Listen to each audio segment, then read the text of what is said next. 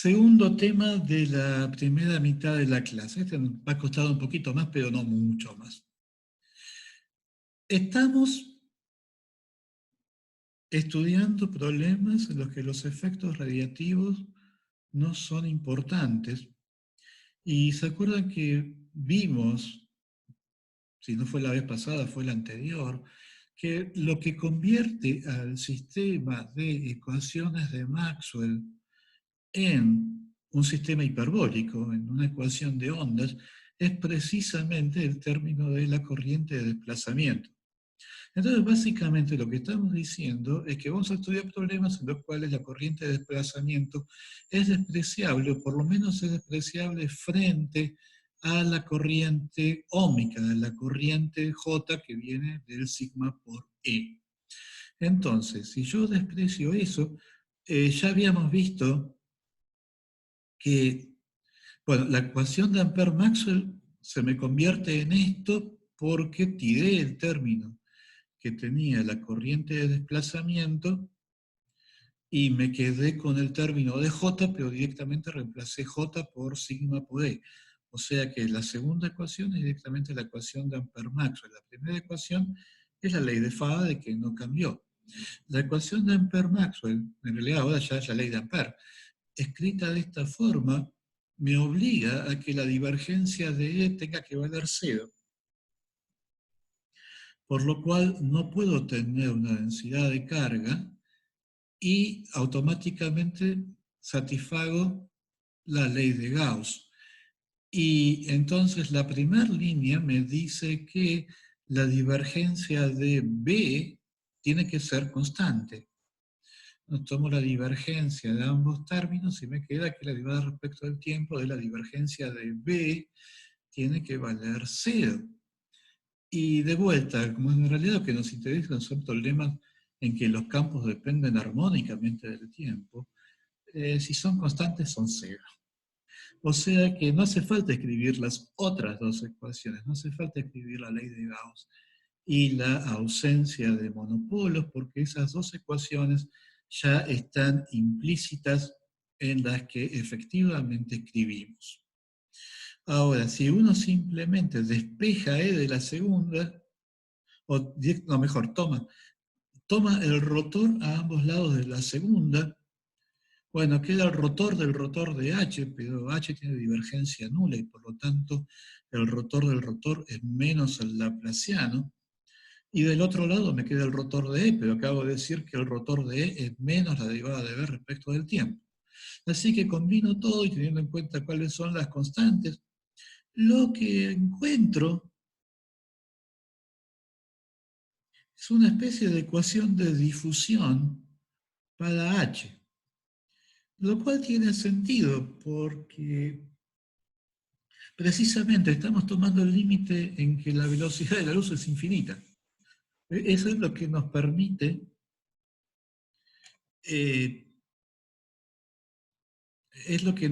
despreciar el término de la corriente de desplazamiento. Entonces, efectivamente, una ecuación parabólica como la 6, la ecuación tipo de ecuación del calor, lo que la caracteriza es que hay una velocidad infinita de propagación de las perturbaciones. La solución elemental de esta ecuación, ¿no? Si yo arranco con un H que sea una delta y veo cómo evoluciona el campo a cualquier tiempo finito, H va a ser una distribución gaussiana y por lo tanto va a ser distinta de 0 en eh, en todo el espacio. O sea que lo que está diciendo la ecuación 6 es que estamos tomando el límite en que la velocidad de la luz se hace infinita y bueno, mu lo vamos a poner igual a 1, siguiendo a Landau, y Landau explica con mucho cuidado que en realidad mu no vale 1, pero salvo que uno sea que uno está hablando de un material ferromagnético, está muy cerca de 1 y cuanto más alta sea la frecuencia, más cerca está, por lo cual lo va a poner igual a 1 y listo. O sea, es así. Landau dice algo así como que considerado un muy distinto de 1 es una pérdida de tiempo. Eh, y bueno, y sigma tendrá que también ser infinito para que este límite sigma sobre c cuadrado de algo finito. Así que esta es básicamente la ecuación. Faltarían, si yo tengo una juntura entre dos materiales, tengo que dar cuáles son las condiciones de juntura, pero ya sabemos que, que la divergencia de H es cero. O sea, las condiciones de juntura son siempre que la componente normal de B es continua, la componente transversal de H es continua, pero con mu igual a 1, B es igual a H, o sea que directamente H es continuo. Las tres componentes de H tienen que ser continuas. Con la ecuación 6 más estas condiciones de contorno, uno puede resolver cualquier problema en el caso cuasi estacionario. Y el problema, bueno, este es un comentario acerca de la notación, que vamos a adoptar la notación compleja, que es la misma notación que uno usa en física 3 cuando está hablando de teoría de circuitos y pone la impedancia compleja. Había una pregunta, perdón, no escuché por qué pudiste sacar la ley de Gauss. Porque al tomar la divergencia de esta segunda, ¿se acuerdan de lo que decía el Papa? La divergencia del rotor es nula. Por lo tanto, me queda que la divergencia de E vale cero. O sea, si, no, si tengo densidad de carga, no estoy en el caso cuasi estacionario, punto. O sea, si estoy en el caso cuasi estacionario, valen las ecuaciones 5, y entonces tiene que ser cierto que la ley de Gauss es trivial.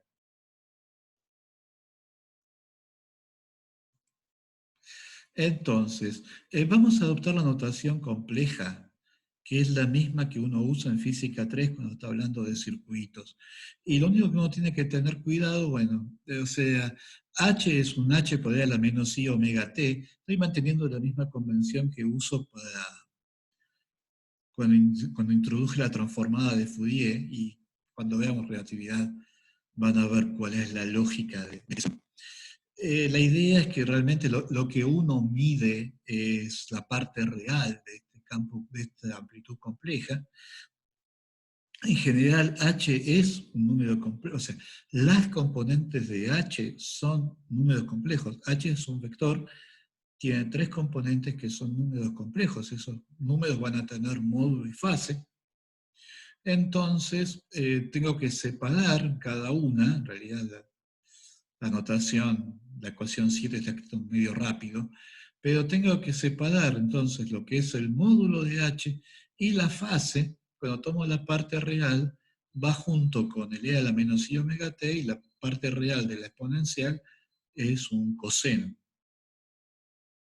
O sea que lo que estoy diciendo es que los campos físicos van a ser oscilaciones armónicas con una cierta fase. Según cuál sea el problema, la fase puede llegar a ser extremadamente significativa.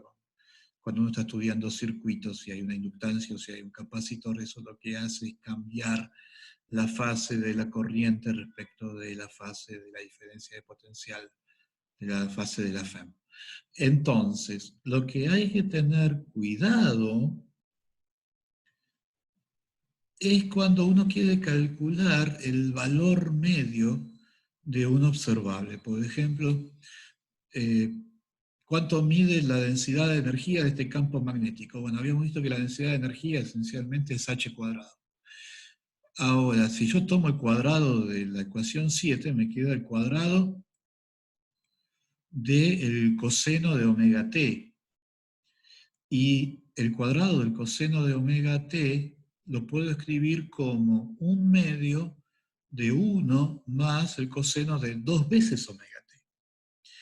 Entonces, el cuadrado tiene una parte que es continua y una parte que oscila, y que oscila el doble de rápido que los campos originales. Entonces, normalmente, uno está estudiando problemas en los cuales ya la frecuencia es suficientemente alta, esa oscilación termina siendo una oscilación de alta frecuencia que no es significativa. Y por lo tanto uno se queda con la parte constante, la parte que es corriente continua. Eso hace que aparezca en un medio. Entonces, todo el problema de esta notación es que no hay que olvidarse que cuando uno va a calcular el valor medio de un observable, que sea un operador bilineal, en, en los campos físicos, le va a aparecer un medio que viene de haber tomado el promedio de un coseno cuadrado de omega t más phi. En cuanto a este, el módulo de h cuadrado es, ¿se acuerdan que h de un vector es el producto escalar de h con h conjugado? Con lo cual las fases de las tres componentes se van y lo que me queda es algo puramente real.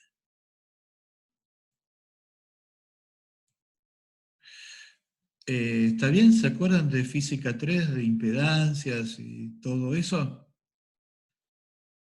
Yo cuando, precisamente lo que decía de seguir, ¿no? De la ley de Ohm, seguir y avanzar sobre los elementos básicos de circuitos es precisamente entender cuál es el origen microscópico del concepto de impedancia. La verdad que no sé si vamos a tener tiempo de decir algo, pero es un tema muy lindo. Vamos a ver si le podemos hacer un lugarcito. Entonces, lo que estábamos diciendo es, habíamos llegado a esta ecuación de difusión para el campo magnético. En vez de haber eliminado E, yo podría haber eliminado H. ¿Se acuerdan que estoy con mu igual a 1, así que H y B son iguales? Si hago eso, voy a encontrar una ecuación de difusión para E. O sea, esta ecuación vale tanto para H como para E. El problema que queremos resolver es, bueno, el problema de penetración de H en un conductor. Va a ser fácil, o sea, vamos a suponer un conductor que tiene una superficie plana, afuera hay vacío, el conductor ocupa todo un semiespacio, sigma es constante y el H tiene una amplitud que es independiente de y de z, o sea, x es la coordenada que penetra en el conductor y z son coordenadas paralelas en el plano de la interfase. Vamos a suponer que h es homogéneo en y z y además es paralelo a la superficie. ¿Y por qué le pedimos que sea paralelo a la superficie? Y porque vamos a tener un campo que básicamente va a variar en la dirección de X solamente, y entonces si tiene una componente X y varía en la dirección X, no puede tener divergencia nula, la divergencia va a ser la derivada de H respecto de X. Entonces, para que pueda tener divergencia nula, tiene que ser paralelo a la superficie. Dice, bueno, bárbaro, eso vale para H, no puede no valer para E. E podría tener divergencia nula.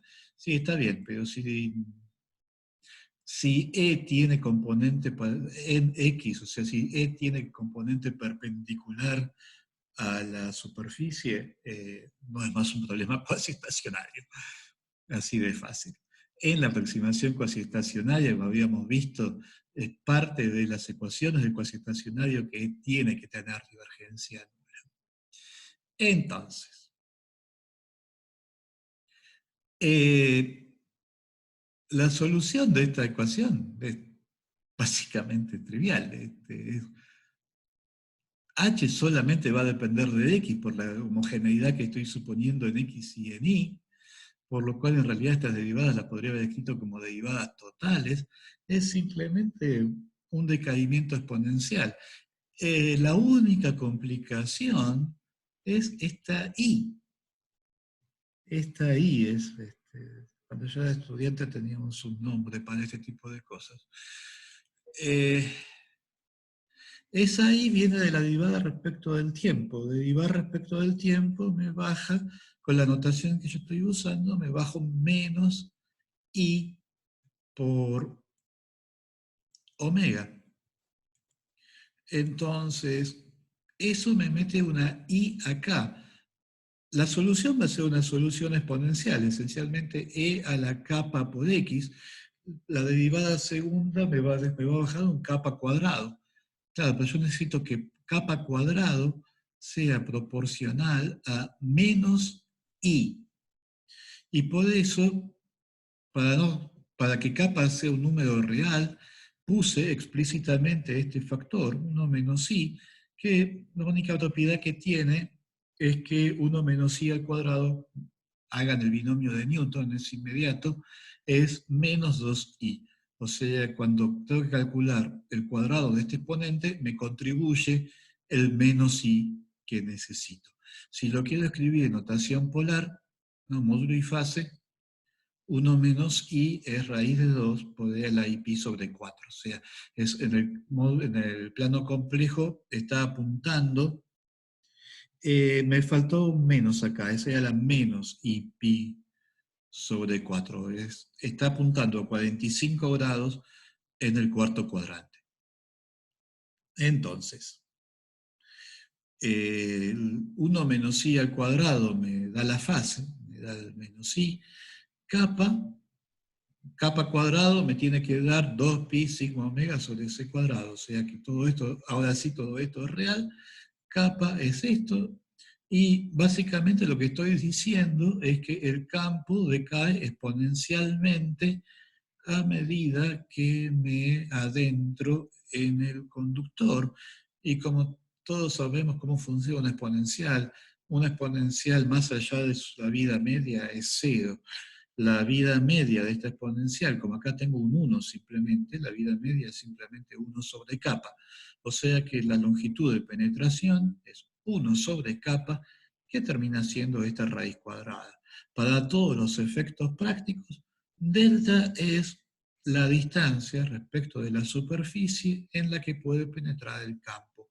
Se ve que a medida que la frecuencia se hace cada vez más chica, esta distancia se hace cada vez más grande. También un mejor conductor hace que la distancia sea cada vez más chica. Si yo pienso que intuitivamente un superconductor es un conductor ordinario, pero con sigma tendiendo a infinito, el campo no puede penetrar, que como todos sabemos es el efecto Meissner. O sea que por lo menos la ecuación 12 no es completamente absurda. ¿Por qué la ecuación 10 el exponente es negativo? Por eso es condición de contorno, o sea, las fuentes del campo, las corrientes oscilantes que están produciendo este campo, están en el infinito o en menos x. Generaron una onda plana que fue propagándose en la dirección de las x positivas y se encontró con el conductor en la mitad del camino. Por lo tanto, le ponemos la condición de contorno que en más infinito tiende a cero. Esencialmente es una variante de la condición de contorno de Sommerfeld que estábamos discutiendo la vez pasada. ¿Está bien? Bueno. Entonces, esta es la longitud de penetración. Debido a la presencia de campo magnético, en el conductor se generan las llamadas corrientes de Foucault. Foucault es el famoso inventor del péndulo, es el que inventó el péndulo que está ahí en el pabellón 2. Entonces, como J esencialmente es el rotor de H, porque despreciamos la corriente de desplazamiento, H no tiene divergencia, pero sí tiene rotor. H está apuntando en la dirección y varía en la dirección de X. Entonces, cuando te calculo el rotor, bueno, me da algo, va a tener módulo y fase, es I por H, o sea, va a ser perpendicular al verso I, este es el verso I, ¿no? El verso en la dirección de las X, es perpendicular al verso I y es perpendicular a H. Y entonces, si yo divido todo esto por la conductividad, obtengo el campo eléctrico. O sea que tengo una densidad de corriente y tengo un campo eléctrico, y como tengo densidad de corriente y tengo campo eléctrico, y se ve que además efectivamente son paralelos, obtuve uno dividiendo el otro por la conductividad, hay calor Joule disipado. O sea, de vuelta, estamos en sistema que está en un estado estacionario, en el sentido que oscila siempre con una frecuencia real, pero que está disipando calor, y el calor que se disipa por unidad de volumen, bueno, con la notación compleja, el E escalar J, la amplitud de las C las tengo que conjugar. Entonces me queda C cuadrado, K cuadrado, esto. En este caso efectivamente es real porque era proporcional a J. Se ve que el calor disipado también decae exponencialmente a medida que me alejo de la superficie, pero realmente lo que a uno le importa no es tanto el calor por unidad de volumen, sino el calor disipado por unidad de área. O sea, consideren una baldosa de 1 metro cuadrado, 1 centímetro cuadrado en la superficie, continúen todo eso hacia adentro del conductor hasta que no hay más campo. Al no haber más campo tampoco hay más calor disipado. Bueno, ¿cuánto es todo el calor que se está disipando por unidad de tiempo en ese prisma? Y bueno, simplemente la integral de cero infinito de algo que depende como un exponencial, o sea que es una integral muy simple. Y el resultado es la segunda línea de la ecuación 16, que cuando uno la mira fijo, se da cuenta que es precisamente la componente perpendicular del vector de Poynting. ¿No? O sea, como tanto E como H viven en el plano IZ, el producto vectorial de los dos necesariamente está en la dirección X, o sea, está apuntando hacia el conductor.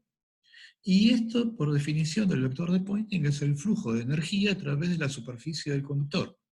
Entonces, otra vez, yo tengo un sistema de corrientes en infinito que genera una onda electromagnética, esa onda plana viene avanzando por el espacio, entra en el conductor, penetra en el conductor y entonces transporta energía a través de la superficie.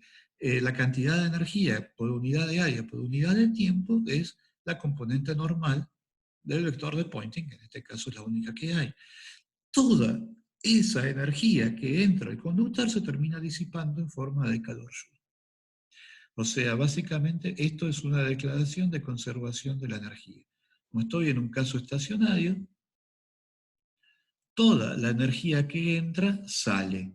Entra como energía electromagnética y sale como calor Joule. Bueno, el otro efecto es lo que en castellano se conoce como el efecto pellicular, que la verdad que suena horrible, o sea que es casi mejor llamarlo skin effect y ser, por una vez, ser un poquito cipayo. Eh, Como les decía, la ecuación que rige al campo eléctrico es idéntica en forma a la ecuación que teníamos para H. También es una ecuación de difusión porque hemos despreciado el término que convertía el sistema de ecuaciones de Maxwell en una ecuación de ondas, lo que quedó es un sistema parabólico. Cuando yo tomo, cuando voy a la notación compleja, o sea, cuando asumo una dependencia respecto del tiempo de la forma e a la menos i omega t, la derivada respecto de t, me bajo un menos i omega, exactamente igual que antes. Pero ahora voy a plantear un problema distinto. O sea, la idea es que tengo un conductor que para hacer la vida fácil simplemente voy a considerar un cilindro y de vuelta yo necesito una configuración de campo eléctrico que tenga divergencia nula. Entonces lo que voy a hacer es pensar, ¿no?, como si fuera un flujo incompresible en un caño de estructura 1. Va a ser un flujo paralelo incompresible. El campo eléctrico va a apuntar en la dirección del eje del cilindro, del eje del cable, pero va a ser independiente de z, donde z ahora es la coordenada a lo largo del cable. O sea, piensen que tengo un cable vertical de sección circular y un campo eléctrico y por lo tanto una corriente en la dirección vertical que es independiente de la sección. En todas las secciones voy a tener la misma distribución de campo eléctrico, pero no es necesariamente homogéneo. O sea, es un poquito, es muy parecido al problema de un flujo incompresible laminar en un caño, en que el flujo, tengo viscosidad, es un flujo laminar, y entonces la distribución de velocidades en una sección no es homogénea. En particular, la velocidad del agua se hace cero en el borde del caño y es máxima en el centro. Bueno, acá es lo mismo. Vamos a ver, lo que queremos saber es cómo es la distribución de campo eléctrico y por lo tanto de corrientes en una sección cualquiera, porque la distribución de E y de J es la misma en todas las secciones, no depende de Z, que es la componente, a lo largo del cable. Además, como de vuelta, estamos tratando de hacernos la vida, o sea, es un problema de separación de variables en coordenadas cilíndricas, pero como nos estamos haciendo la vida lo más fácil posible, le vamos a pedir además que sea independiente de φ, o sea, que tenga simetría axial, que E sea solamente función del radio, como en el problema de estructura 1, ¿no? El problema de Poiseuille de un flujo incompresible en un caño de sección circular.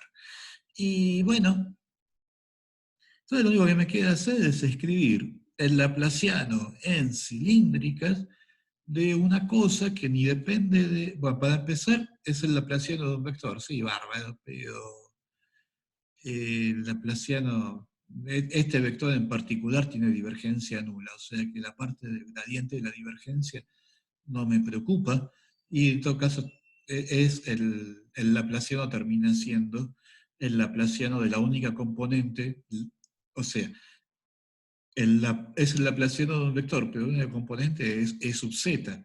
Y E sub z es un escalar, porque es versor K escalar E. O sea que se convierte en el laplaciano escalar de la única componente no nula.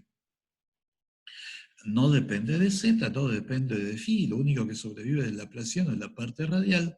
Y en cilíndricas, la parte radial del laplaciano es esto. Recuerdan, en esféricas hubiera ido un 1 sobre r cuadrado y acá otro r cuadrado, pero en cilíndricas es 1 sobre r por la derivada respecto de r por la derivada respecto de r. Y me queda, esto lo tengo que pasar del otro lado y es más cómodo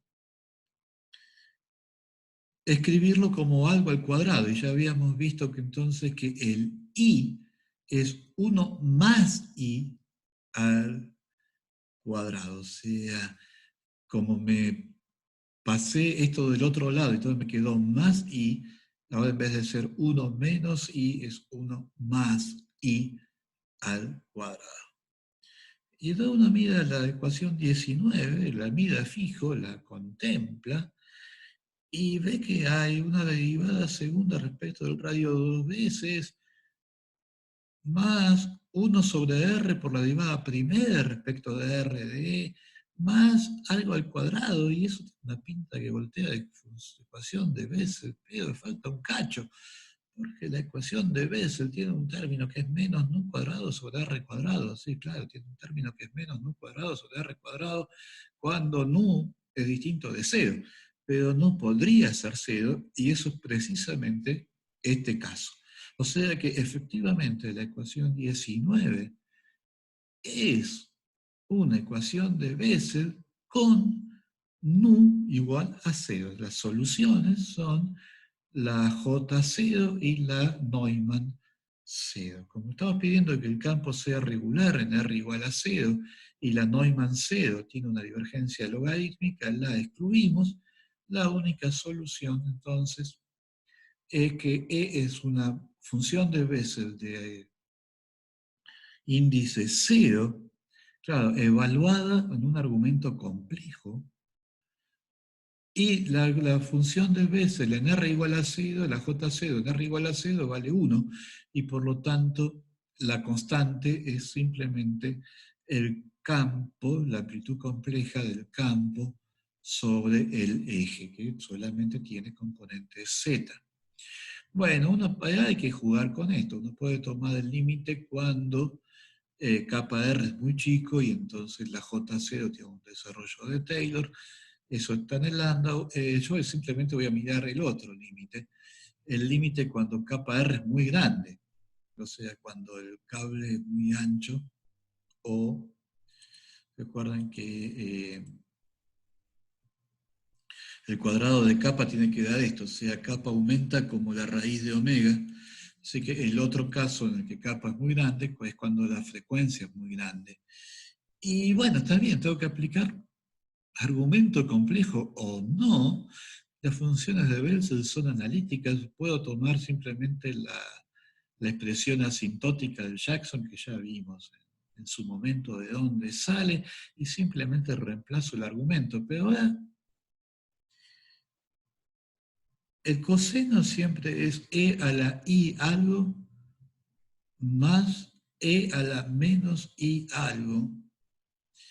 Pero ahora ese algo tiene parte real y parte imaginaria. Se lee a la i pi sobre 4, el seno y el coseno de pi sobre 4 valen 1 sobre raíz de 2, o raíz de 2 sobre 2.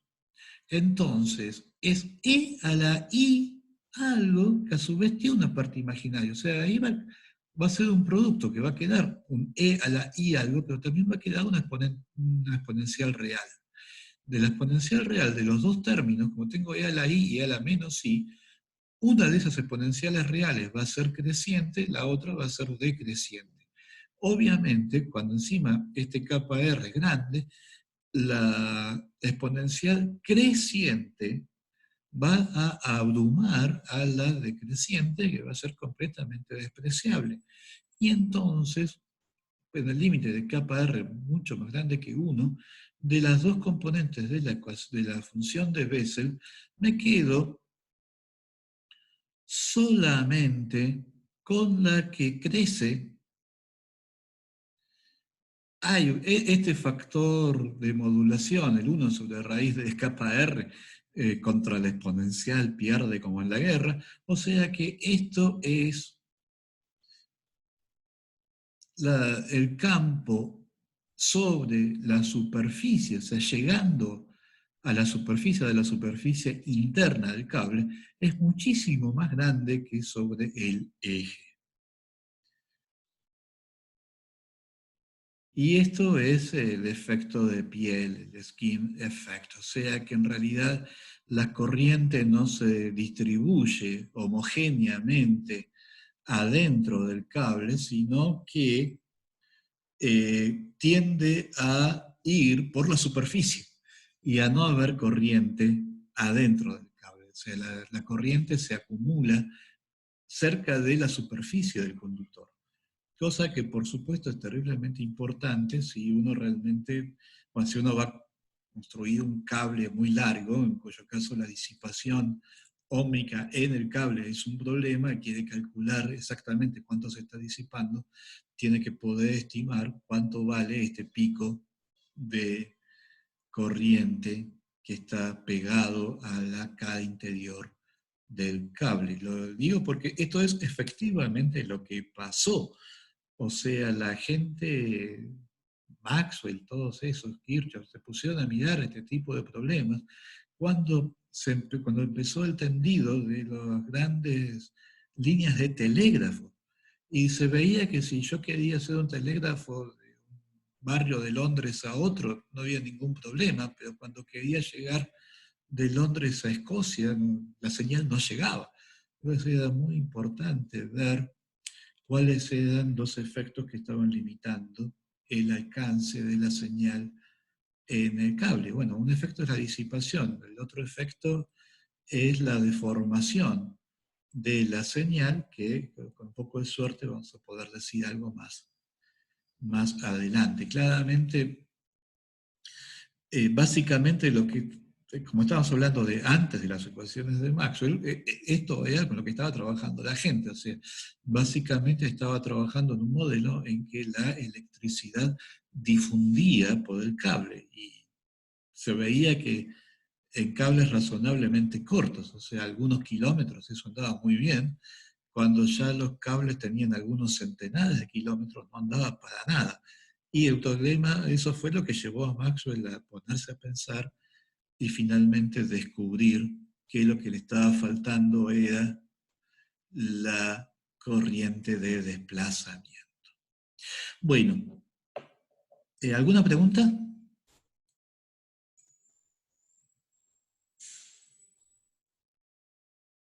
¿No? Uno se olvida que había una época en que no había internet y que el telégrafo era el telégrafo y el ferrocarril. Bueno, entonces, si bien es cierto que las transformaciones de Maxwell no son invariantes frente a la transformación de Galileo, sí lo son respecto de las transformaciones de Lorentz. Y las transformaciones de Lorentz, de hecho, se parecen mucho a las transformaciones de Galileo cuando estamos comparando observadores cuya velocidad relativa no es grande respecto de la velocidad de la luz. Como la velocidad de la luz es inmensa, eso deja un rango bastante amplio. Eh, y entonces, bajo esas condiciones, hay una invariancia aproximada de las ecuaciones de Maxwell frente a la transformación de Galileo, que en la práctica sirve para resolver un montón de problemas, fundamentalmente problemas en los que tengo medios en movimiento, pero con velocidades que no son relativistas. Así que vamos a ver eso. En la segunda mitad del curso vamos a ver las ecuaciones completas, pero por ahora vamos a ver qué se puede hacer reteniendo las leyes de la transformación de Galileo. ¿Qué es? Bueno, yo tengo dos observadores inerciales, un observador que vamos a decir que está en reposo, otro observador S', que se mueve con velocidad uniforme V respecto de S, si V no fuera uniforme no sería inercial, o sea, uno de los dos no sería inercial, y coincide con L entre igual a 0.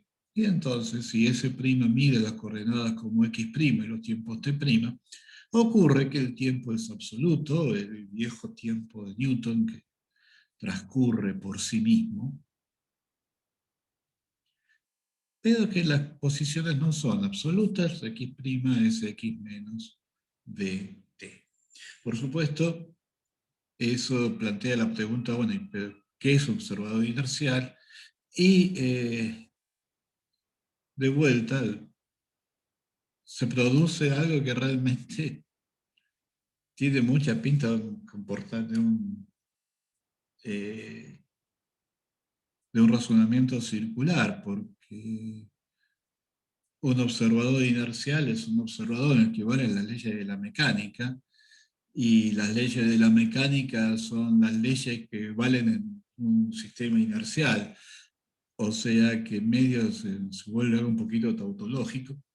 Pero la idea es que, bueno, claro, Newton resuelve este problema asumiendo que existe algo así como un espacio absoluto. Y entonces un observador inercial es un observador que está en movimiento rectilíneo y uniforme respecto del espacio absoluto. Cuando uno descarta la existencia del espacio absoluto, la definición de qué es un observador inercial se vuelve cuestionable.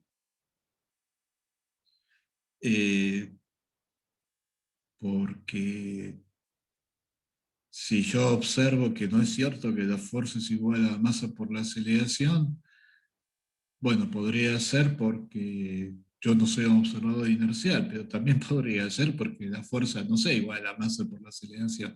Cuando escribe la fuerza de Lorentz, la fuerza no es la fuerza aparece en la dependencia de la velocidad. Así que cuando uno descarta la idea de un espacio absoluto, la definición de un observador inercial se vuelve cuestionable. Y eso fue lo que llevó a Einstein a formular el principio de relatividad general. O sea, eso y 10 años de trabajo llevaron a Einstein a formular el principio de relatividad general. Pero por ahora estamos felices con que existe una clase, una aristocracia de observadores, que son los observadores inerciales, entre los cuales que comparan mutuamente sus observaciones utilizando la transformación de Galileo, que es la 18. Y una consecuencia inmediata de la transformación de Galileo es que las velocidades son relativas, las velocidades vistas en el sistema en movimiento difieren de las velocidades en el sistema en reposo por la velocidad relativa entre los dos sistemas, pero que las aceleraciones son absolutas. Esto viene de que esta velocidad v mayúscula no depende del tiempo. Y si la fuerza es la masa por la aceleración y las aceleraciones son absolutas, entonces las fuerzas también son absolutas. Todos los observadores inerciales miden las mismas fuerzas. Lo cual quiere decir, bueno, ¿qué pasa con densidad de carga y densidad de corriente? Bueno, la densidad de carga yo la puedo pensar como que en realidad lo que yo percibo como una distribución de carga es la suma de un montón de cargas puntuales.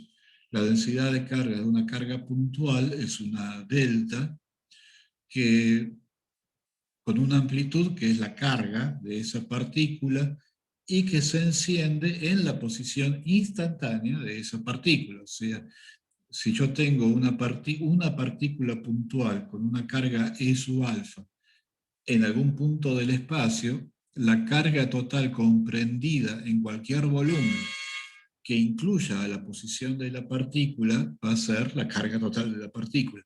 Y la carga total de cualquier volumen que no incluya a la posición instantánea de la partícula va a ser cero. Y la densidad de carga, tal que la integral de ρ, el volumen que estoy mirando, tiene esa propiedad, vale algo si mi volumen contiene la posición de la partícula y vale cero si mi volumen no contiene la posición de la partícula, sin importar qué volumen estoy mirando. Esa densidad de carga es precisamente la delta. Y como las posiciones relativas son absolutas en la transformación de Galileo, porque, claro, las posiciones son relativas, pero si yo tomo la diferencia de dos posiciones en un sistema y en otro, como en ambos estoy restando lo mismo, este menos bt se termina cancelando, y me queda que y' menos x' es lo mismo que y menos x. No importa quiénes sean y x. O sea, las distancias entre dos puntos son absolutas en la transformación de Galileo. Y la densidad de carga depende de la distancia entre el punto campo y la posición de cada una de estas cargas puntuales. Ocurre que efectivamente la densidad de carga es un invariante de Galileo. Todos los observadores inerciales perciben las mismas densidades de carga. Y ahora entonces, así como una carga puntual en la posición x alfa me induce una densidad de carga que sea alfa por la delta, también induce una corriente, que es E alfa por la velocidad instantánea de la partícula. No estoy diciendo que las partículas se estén moviendo con movimiento rectilíneo uniforme. Pero en ese momento va a tener una cierta velocidad y entonces la corriente total va a ser la carga de la partícula por la velocidad. Ahora me puedo preguntar cuál es la densidad de corriente que corresponde a esa corriente total, y es muy parecido a la ecuación 20. La densidad de corriente es la corriente total de la partícula por una delta que se enciende en la posición instantánea de la partícula. de vuelta, ¿no? Si yo me pregunto cuál es la corriente total en un determinado, en una región en el espacio, voy a ver que esa corriente total es la carga de la partícula por la velocidad de la partícula. Si mi partícula está dentro de la región, o va a ser cero si mi partícula no está dentro de la región que estoy mirando. Y de vuelta, la densidad de corriente que hace el milagro es la carga de la partícula, la velocidad instantánea de la partícula, multiplicada por la delta. Cuando yo cambio de referencial, bueno, había visto que las diferencias entre posiciones son absolutas, pero las velocidades no. Y entonces, la densidad de corriente no va a ser absoluta. El observador móvil va a ver una densidad de corriente que va a ser la densidad de corriente que observa el observador en reposo menos la velocidad relativa por la densidad de carga. O sea, fíjense que si para el observador en reposo no hubiera corrientes, el observador que se mueve con velocidad v, lo que ve es como que todas las cargas se están moviendo con velocidad menos v. Y eso induce una corriente que es precisamente menos v por la densidad de carga. Y acá uno se preocupa porque dice, un momento, si la densidad de carga es absoluta, pero la intensidad de corriente, la densidad de corriente es relativa, ¿qué pasa con la ecuación de continuidad? Pues tengo una relación entre densidad de carga y densidad de corriente y espero que esa relación sea absoluta, que para todos los observadores inerciales la carga se conserve. Pero a mí me dicen que la carga, que el término d rho a dt es el mismo para los dos observadores. ¿Qué pasa con el término divergencia de J? Bueno, lo que pasa es que no es tan cierto que el término de rho a dt sea el mismo para los dos observadores. Porque tengo que usar la regla de la cadena, o sea, si yo quiero usar, yo tengo una función de x' y t', la puedo pensar como una función de x y de t a través de la relación que hay entre x', t', x y t, dada por la transformación de Galileo. Bien. La relación entre t' y t es muy simple, porque son lo mismo, o sea que me olvido de t', lo único que tengo es un t. Ahora, y entonces, calcular la derivada respecto de x' a t constante, bueno, uso la regla de la cadena, es lo mismo que calcular la derivada respecto de x y después derivada de x respecto de x'. Ahora, cuando voy a la transformación de Galileo, ocurre que x y x' coinciden a menos de algo que, desde el punto de vista de x y x' es una constante. O sea que efectivamente la derivada de las coordenadas de x respecto de las coordenadas de x' me da una identidad, me da una delta de Kronecker. Y de esa manera llego a la conclusión de que derivar f' respecto de x' es lo mismo que derivar f' respecto de x. Después va a estar la cuestión de qué relación hay entre f' y f. Vamos a decir un poco más acerca de eso en un minuto. La ecuación 24 es cuando estoy derivando respecto del espacio. Pero cuando quiero derivar respecto del tiempo, tengo que tener en cuenta que, por ejemplo, esto sería la derivada de error respecto de t' que aparece en la ecuación de continuidad de la carga, vista en el sistema S'. Esta derivada parcial es una derivada a x' constante.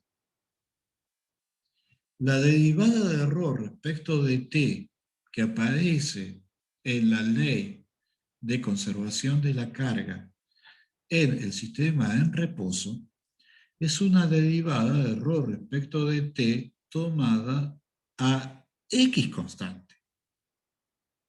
O sea, el observador móvil toma derivadas a X' constante. El observador en reposo toma derivadas a X constante. Y estas dos condiciones no son compatibles. O sea, si X' es constante, si X' es constante, X depende del tiempo, como X' más BT. Si X es constante, X' depende del tiempo. Entonces, cuando yo quiero mirar a F', ¿no? La definición primitiva de F' es que F' es una función de X' y de T'.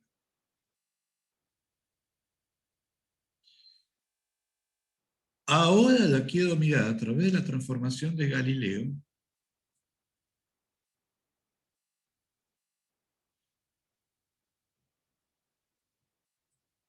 Ahora que a través de la transformación de Galileo voy a pensar a esa función de X' y de T' como una función de X y de T.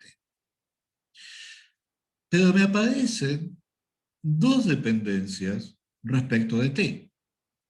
Una dependencia, estoy tomando X' constante, y entonces tengo una dependencia explícita respecto de T, que es la que ya tenía cuando estaba pensando F' como función de X' y de T.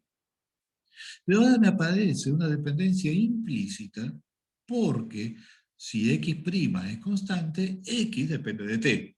Y entonces tengo que tener en cuenta, cuando voy a derivar respecto de T a X' constante, tengo que tener en cuenta ambas dependencias. La dependencia explícita y la dependencia implícita porque ahora X depende de T. Cuando tengo en cuenta ambas dependencias, la formulita para la transformación de la derivada me queda la 25. Me aparece lo que en fluidos se conoce como la derivada material o derivada convectiva. Es la derivada tomada por un observador que se está moviendo con el medio.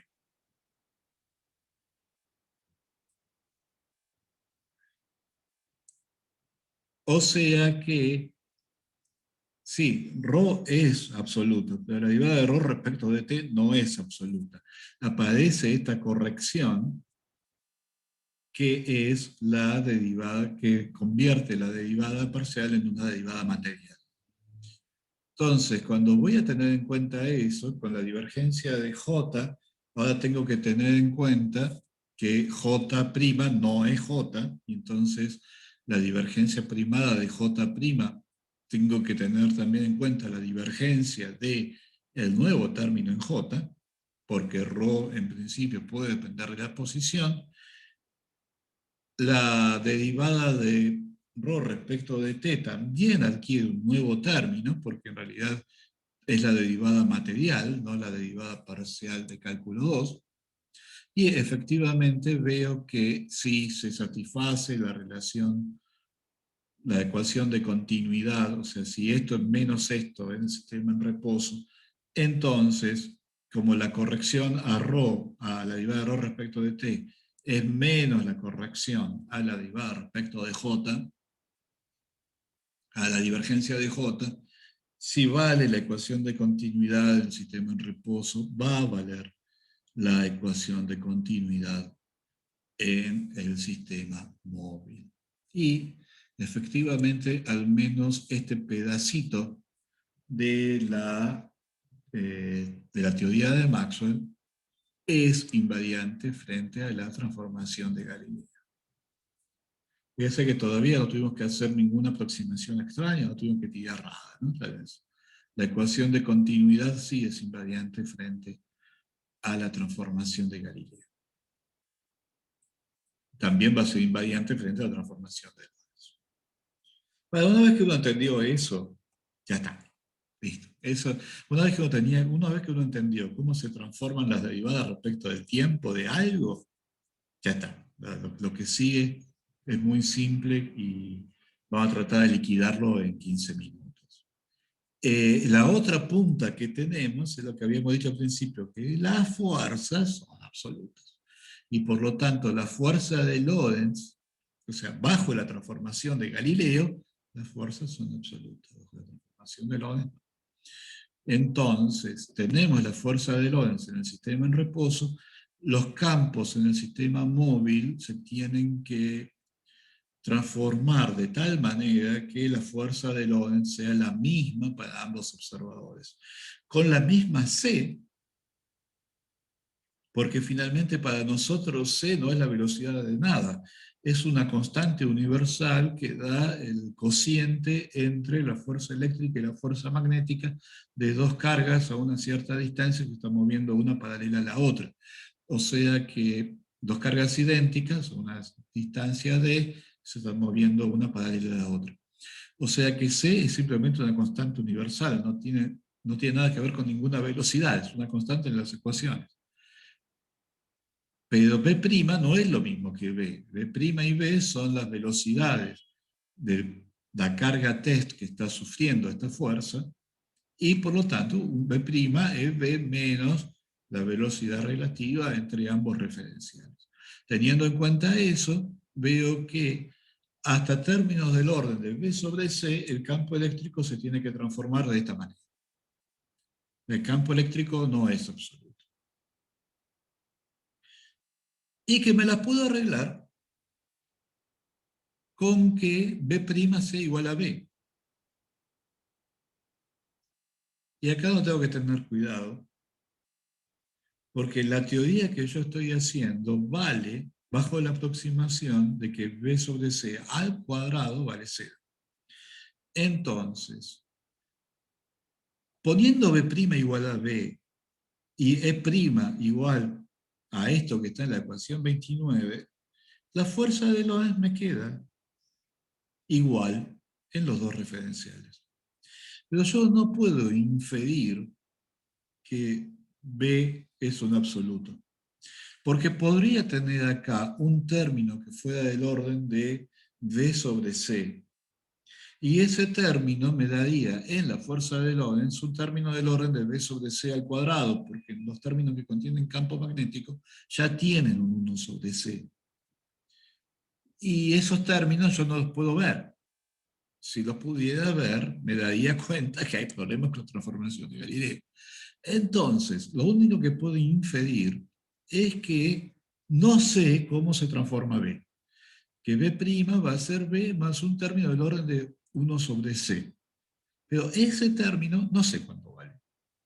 Eso es todo lo que puedo inferir de la invariancia de la fuerza de Lorentz. Pero la transformación de E sí me queda bien definida. Obviamente, a menos de términos del orden de B sobre C al cuadrado, pero eso no me importa. Entonces, ahora lo que viene es completar esto, es decir, cuál es este término del orden de B sobre C que no pude inferir antes, pidiendo que ahora sí que las ecuaciones de Maxwell mismas sean invariantes frente a la fuerza de Lorentz. Bueno, obviamente empiezo con la ley de Gauss y veo que no tengo problemas, que con la ecuación 29 ya me alcanza para que la ley de Gauss se cumpla. O sea, si la divergencia de E vale 0 en el sistema en reposo, en el sistema móvil la divergencia de E va a ser algo del orden de B cuadrado sobre C cuadrado, porque acá lo que hago es usar la ley de Ampère-Maxwell para reemplazar esto por un rotor de H, pero me aparece una C dividiendo. Y entonces, usé la ley la ley de Ampère-Maxwell para reemplazar el rotor de B por este corchete, pero me apareció una C dividiendo, y términos que van como 1 sobre C cuadrado los estoy igualando a 0. Entonces, si la divergencia de E vale 0 en el referencial en reposo, también va a valer 0 en el referencial móvil dentro de la tolerancia con la que estoy trabajando. O sea, estoy trabajando con una tolerancia finita. No puedo ver términos que son del orden de 1 sobre c cuadrado. No los puedo distinguir de cero. Y entonces, dentro de esa tolerancia, la divergencia de E' va a ser cero también en el sistema móvil. O sea que la ley de Gauss no me dice nada nuevo. ¿Está bien? ¿Me están pudiendo seguir?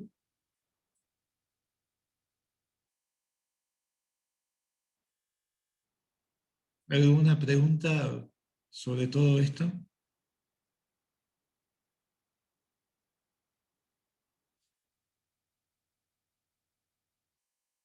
Bien, entonces seguimos. Bueno, la ley de Gauss no me dijo nada nuevo. Veamos qué pasa entonces con la ley de Ampère-Maxwell. Lo que yo quiero es cumplir esta ecuación. Acuérdense que no sé quién es B'. O sea, yo sé que B' es B más algo del orden de B sobre C, pero no sé qué es ese algo. E' en cambio sé todo. Lo que yo quiero ver es que si vale la ley de Ampère-Maxwell en el sistema en reposo, entonces yo escribo lo que sería la ley de Ampère-Maxwell en el sistema móvil, es el rotor de B', el rotor primado de B', menos todo este corchete que incluye la corriente de desplazamiento. Todo esto tendría que ser igual a cero automáticamente si vale la ley de Ampère-Maxwell en el sistema en reposo. Entonces empiezo a reemplazar. O sea, B' no lo puedo reemplazar por nada porque no sé cuánto es. Sé que el rotor primado es equivalente al rotor sin primar, porque finalmente la diferencia entre x' y x es una constante. La derivada temporal, el 1 sobre c me viene con la ecuación. La derivada temporal la reemplazo por una derivada material. A E' lo reemplazo como la ecuación 29 que tenía antes, y a J' lo reemplazo como la ecuación que había visto para para la transformación de la densidad de corriente. O sea que obtengo la 31. Lo que yo quiero ver es que la ecuación 31 es una identidad si vale la ley de Ampère-Maxwell en el sistema en reposo. Así que empiezo a desarrollar todo esto.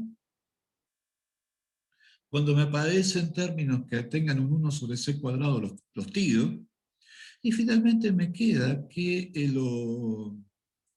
lo que tengo que demostrar es que vale esta identidad. Esta divergencia de E me viene de que yo acá tengo una ρ y uso la ley de Gauss.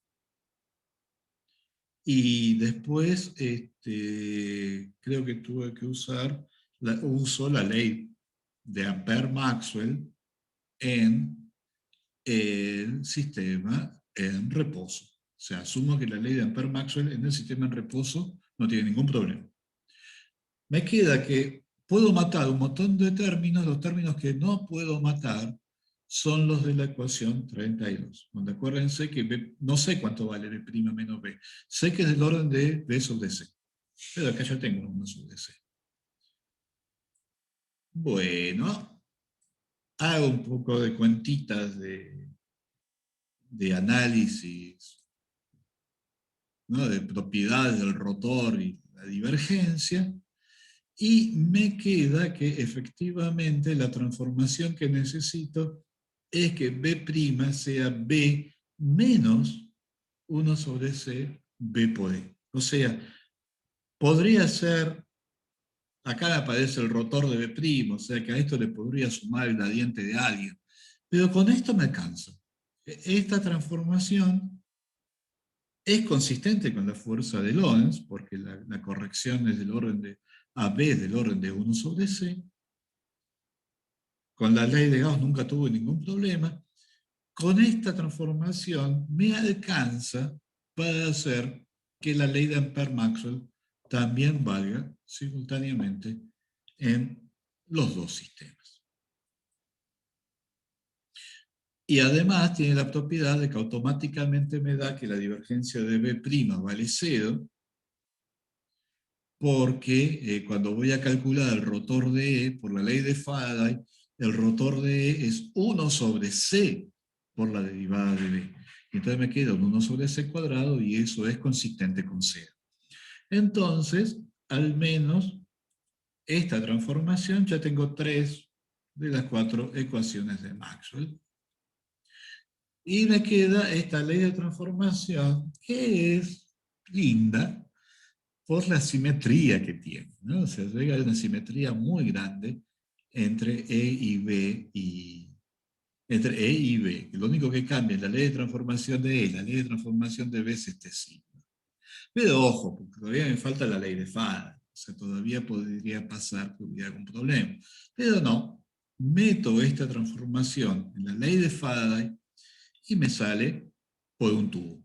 O sea que la ley de Faraday, si esta combinación vale 0 en un sistema, en el otro sistema es consistente con 0, porque estoy trabajando con una tolerancia finita, una tolerancia que no me permite distinguir entre algo que es del orden de 1 sobre C cuadrado y algo que es exactamente 0.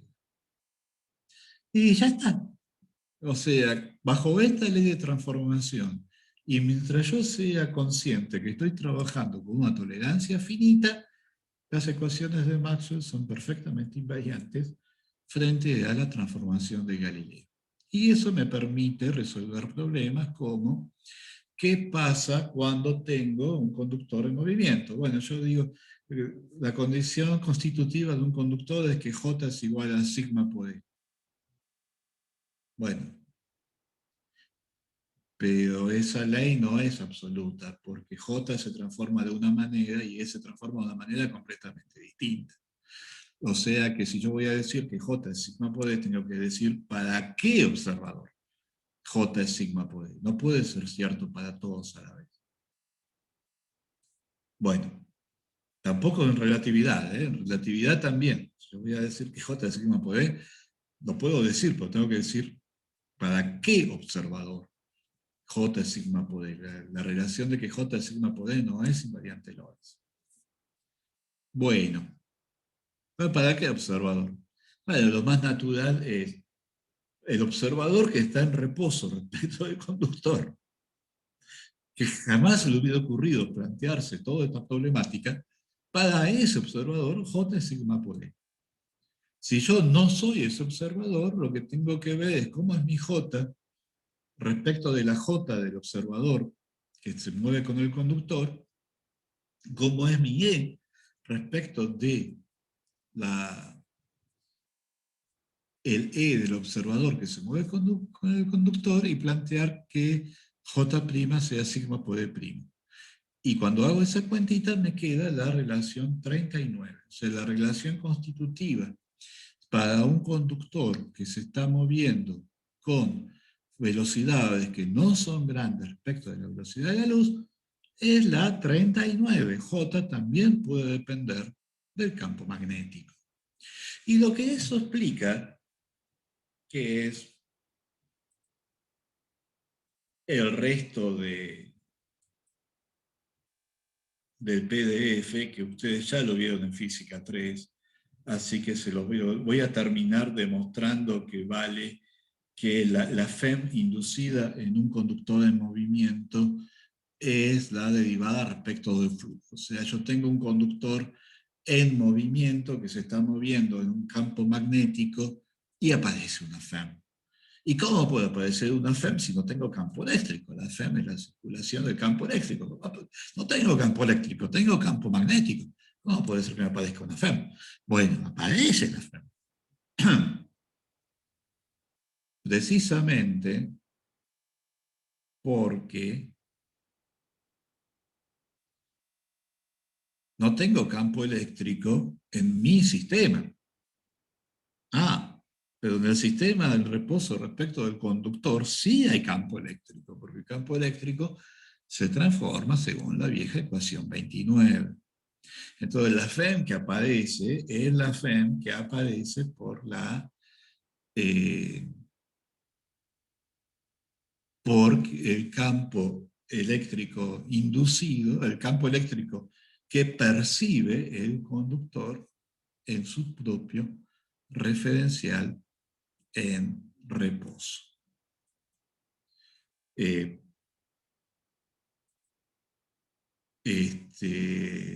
O sea, aparece una densidad de corriente que responde a una FEM, ya no es solamente el término con campo eléctrico, sino que es todo este corchete, y cuando calculo la circulación del corchete en todo el conductor, esta es la cuenta que hay que hacer, calcular la circulación de este corchete, es una cuenta, y voy a terminar viendo, aplicando varias veces el teorema de Stokes, voy a poder terminar convirtiendo la circulación de la fuerza de Lorentz alrededor, a lo largo del conductor, la voy a poder terminar convirtiendo en la derivada respecto del tiempo del flujo del campo magnético. Todo debido a que yo no veo un campo eléctrico, el conductor sí. Y este es el tipo de problemas que uno puede resolver usando la transformación de Galileo junto con las ecuaciones de Maxwell. Cuando nos vayamos a carga con velocidades que ya no son tan chicas respecto de la velocidad de la luz, vamos a ver que este formalismo empieza a fallar. Y eso es el tema de relatividad que vamos a ver en la segunda mitad del curso. Ahora nos vamos a dedicar un tiempo más a ondas electromagnéticas. Vamos a hacer una descripción más detallada de ondas electromagnéticas y después vamos a volver al problema de cuál es el principio de relatividad adecuado para la teoría de Maxwell. Así que bueno, espero que la gente que estuvo rindiendo le haya ido bien, suerte a los que faltan, y nosotros nos veríamos el lunes que viene, que el tema va a ser volver a ondas electromagnéticas, hacer una descripción más detallada de qué es, cómo es una onda electromagnética. ¿Sin alguna pregunta o último comentario?